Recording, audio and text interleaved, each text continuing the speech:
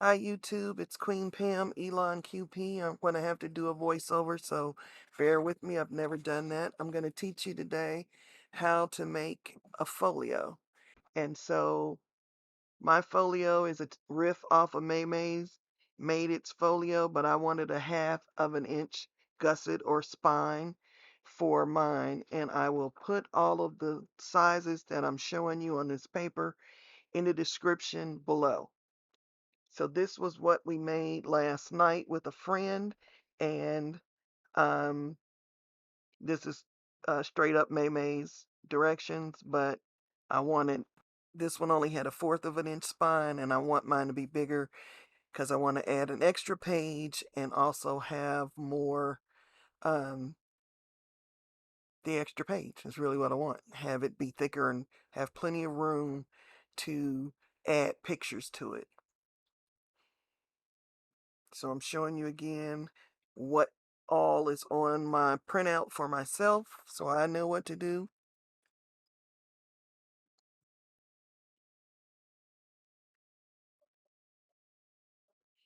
I'm not good at voiceovers, so I apologize. I had it all recorded, but the mic was not on. So I have you need 5 pieces of 8.5 by 11-inch paper, and you will cut all of the paper to 8 1/4 inch, and you will cut 3 sheets,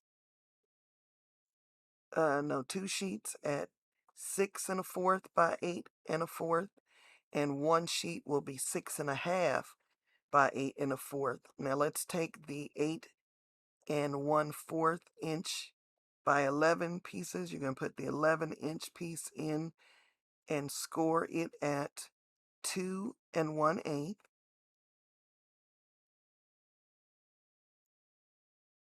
8 3/8,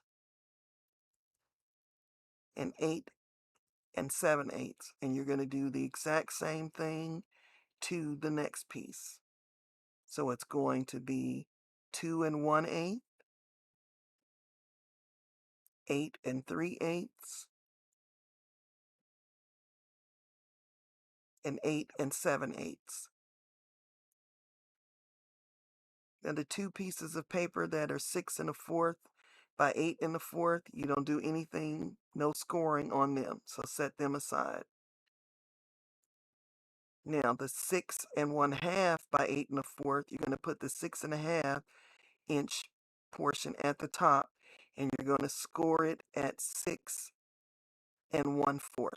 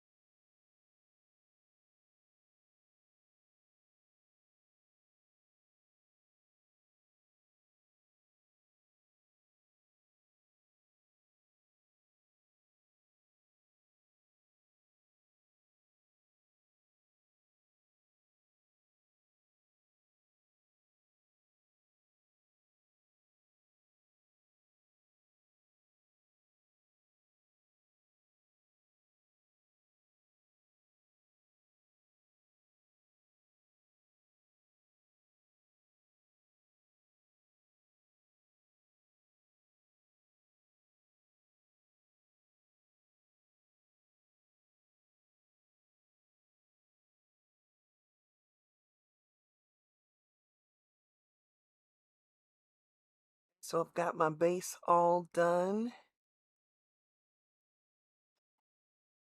And my pockets are good to go. And so next we're going to talk about putting papers in place.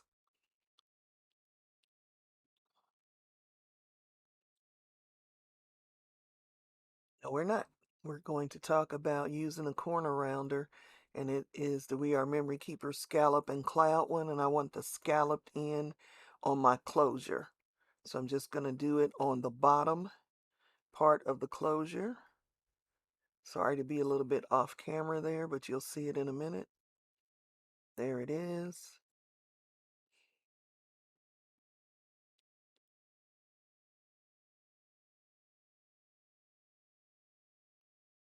That's how it's going to look. I love using black paper because it's so dramatic. And now I'm going to show you that I'm going to be using Countryside from 4th and Market. 49th and Market, not 4th and Market.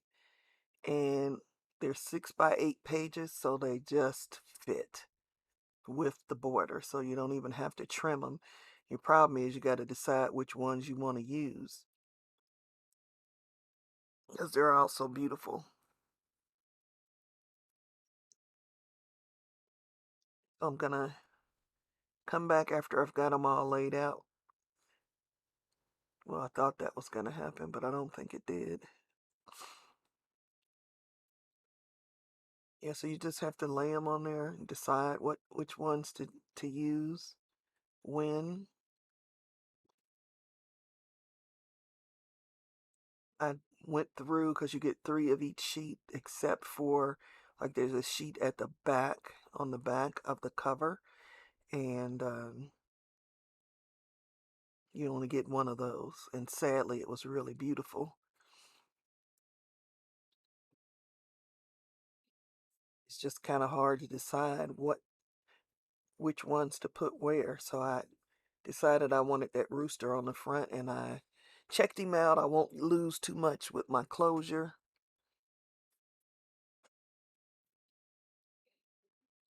Just kind of trying to decide which paper should go where.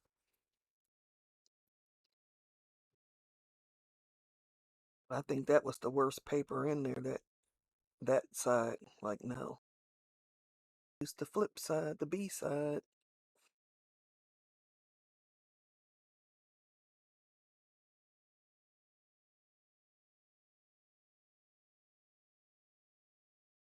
I'm gonna put that on the back. After I had glued stuff to the front, I wished I had put that on the front, but it is what it is.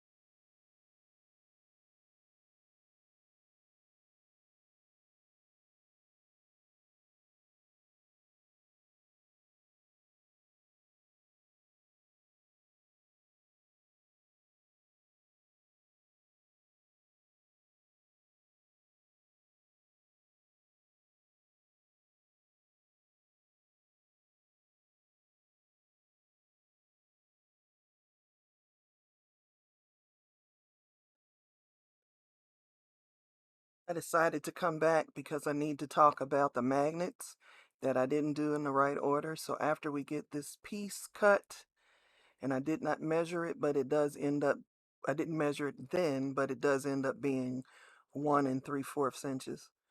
So I cut 2 of those so that I can do the front and the back of the closing flap.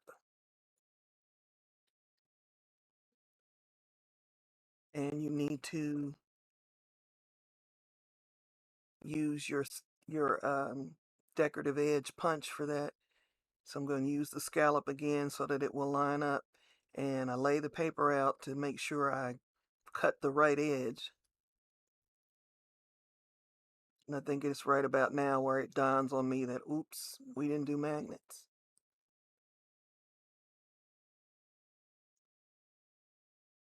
But the magnet goes on the other side, so we have a little time.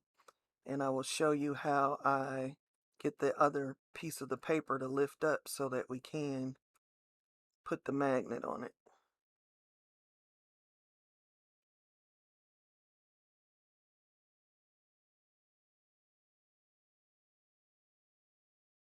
Yeah, I was thinking, does it go there? It was like, nope, it goes on the other side.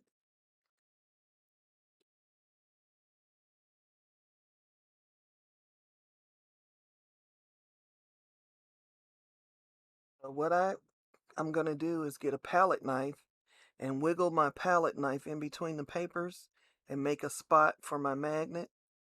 And I don't actually use a magnet to a magnet. I use a disc and one magnet. The disc is obviously it will attract a magnet, or a magnet will stick to it.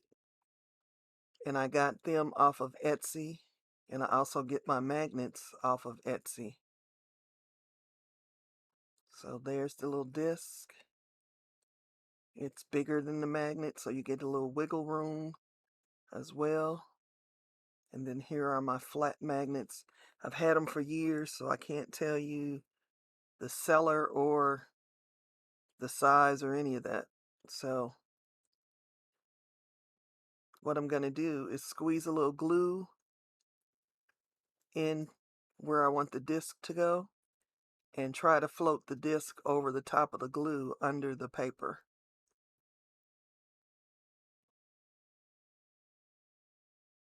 What should have happened is before that paper got glued on, the magnet should have been glued in place.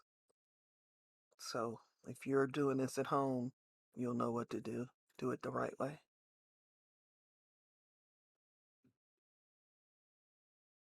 Or this actually worked out pretty well, so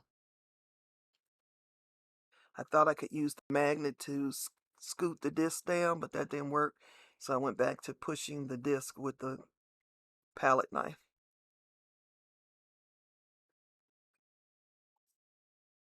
And you cannot see the disc under the paper once the glue dried. And then put the magnet there, and I'm going to get some 1/2 inch double-sided tape and take a little piece and cover the top of the magnet.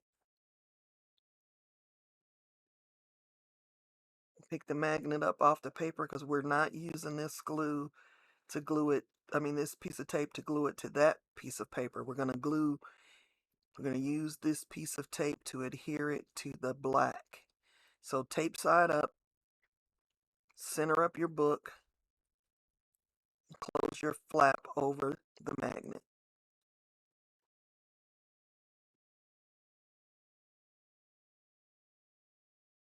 Then I'm going to put another piece of tape over the top of the magnet. Eventually line up this paper so that I can